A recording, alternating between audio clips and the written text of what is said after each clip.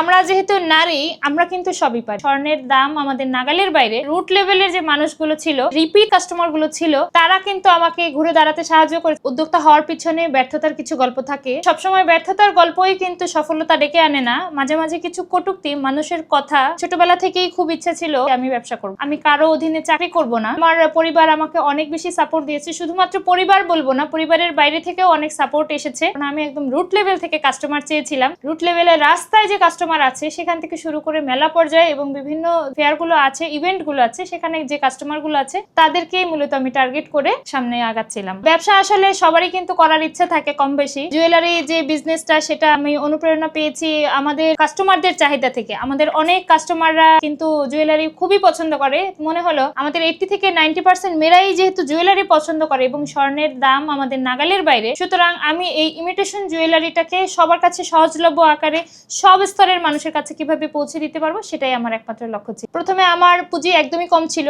আমি একজন মেহেদি আর্টিস্ট, মেহেদিও দেই, সেখান থেকে কিছু পুঁজি কালেক্ট করেছিলাম এবং আমার ব্যবসার জন্য আলাদা ছিল শুধুমাত্র 5000 টাকা। সেই 5000 টাকাকে কেন্দ্র করে আমি আমার কিছু অল্প প্রোডাক্ট আনি এবং ধীরে ধীরে বিভিন্ন ধরনের অনলাইন সেগমেন্টে এবং অফলাইন সেগমেন্টে আমি কাস্টমার কালেকশন করে আলহামদুলিল্লাহ এখন আমার একটা হিউজ স্টক আছে। হকাররা যেভাবে রাস্তায় বসে থাকে, আমার বোন আমার পাশে দাঁড়িয়ে থেকে আমাকে সেই প্রোডাক্ট গুলো সেল করতে হেল্প করেছে। সবাই বলে পরিবার নাকি পিছু টেনে ধরে, পরিবার নাকি সাহায্য করে না, কিন্তু আমার পরিবারই ছিল আমার সবচেয়ে বড় শক্তি। আমরা যেহেতু নারী, আমরা কিন্তু সবই পারি। সব পারতে গেলেও সেক্ষেত্রে সমাজ আমাদের বিভিন্ন ধরনের বাধার সম্মুখীন করে। সেক্ষেত্রে যখন আমি ডিলারদের সাথে যোগাযোগ করি, প্রথমে একটা প্রশ্ন ফেস করি, চকবাজার চলে যান, আপু নিউ মার্কেট চলে যান, কিন্তু সঠিক যে সন্ধানটা সেটা কিন্তু সবাই দিতে চায় না। সবাই বলতে চায় না যে নিজেও বিজনেস করছে, সেও কখনো অন্য আরেকজন উঠে যাক সেটা চায় না। যদিও আমাদের স্ট্র্যাটেজি আলাদা, কিন্তু তারপরেও যে হিংসাত্মক মনোভাব, যে আক্রমণাত্মক মনোভাব, এটা আমাকে অনেক বেশি কষ্ট দিয়েছে। অন্যকে ছোট করতে খুবই আনন্দ পাই। তো সেক্ষেত্রে মানুষের যে ছোট কথা, সেটা আমার জন্য অনেক বড় একটা বাধা ছিল। ব্যবসার শুরুতে যে প্রবলেমটা আমি ফেস করি,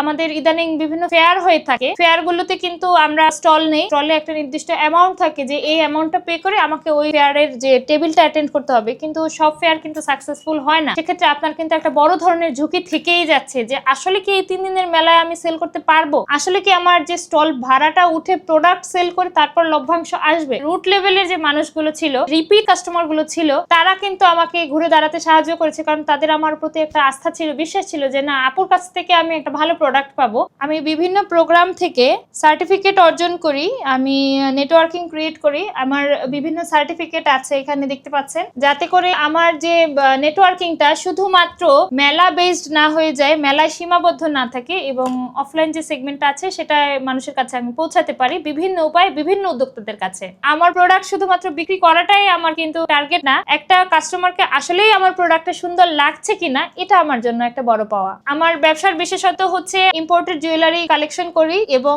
আমার যে দেশের ঐতিহ্যটা সেটাও আমি ধরে রাখি। নিজস্ব কারিগর দিয়েও আমার হাতের যে কাজের চুড়িগুলো আছে সেগুলোও তৈরি করছি। পাশাপাশি বিদেশি যে শিল্প আছে সেই বিদেশি শিল্পগুলোকেও সবার কাছে একই পেজের আন্ডারে আমি তুলে আনছি। আমার কাছে আয়না ইন্ডিয়ান এবং বাংলাদেশি যে কারিগরের যে প্রোডাক্টগুলো আছে সেগুলো সবগুলোই পেয়ে যাচ্ছেন। যারা নতুন উদ্যোক্তা আছেন, যারা ব্যবসা শুরু করতে চান, পুঁজি অল্প আছে, তাদেরকে আমি শুধু 3টা টিপ দিতে চাই। প্রথমে আপনার পারফেক্ট যে প্রোডাক্ট সিলেকশনটা করতে হবে, আসলে আপনি এটা নিয়ে কতদূর কাজ করতে পারবেন, নেক্সট 5 বছরে আপনি নিজেকে কোথায় দেখতে পাচ্ছেন সেই জিনিসটা সম্পর্কে আগে থেকেই ভেবে রাখবেন। আপনার প্রোডাক্ট সিলেকশনের ক্ষেত্রে কোথা থেকে আপনি কাজ অ্যারেঞ্জ করতে পারবেন আপনার প্রোডাক্ট গুলো, সেগুলো আপনাকে মাথায় রাখতে হবে। সর্বশেষে একটা কথাই বলবো, কারো কথায় কান দেওয়া যাবে না, নিজের কাজে ফোকাস করতে হবে। আশেপাশে অনেক মানুষ অনেক কথা বলবে আর নাকের পানি চোখের পানি ঝরাবে, এগুলো দিয়ে কাজ নেই। আমাদের মেয়েদের অনেক শক্ত হওয়ার বাকি। আমি মনে করি পুঁজি এবং দক্ষতা দুটো মুদ্রার এপিট আর ওপিট। আপনার পুঁজি আছে কিন্তু দক্ষতা নেই, আপনি ব্যবসাটা বেশি দিন সাস্টেইন করতে পারবেন না। আপনার দক্ষতা আছে কিন্তু পুঁজি নেই, এটাতেও লাভ নেই। সুতরাং দক্ষতা এবং পুঁজি দুটো যেহেতু মুদ্রার এপিট আর ওপিট, এটাকে দুটোকেই কাজে লাগিয়ে আমাকে সামনে এগিয়ে যেতে হবে। সামনে ইনশাল্লাহ আমি একটা ওয়েবসাইট ক্রিয়েট করব,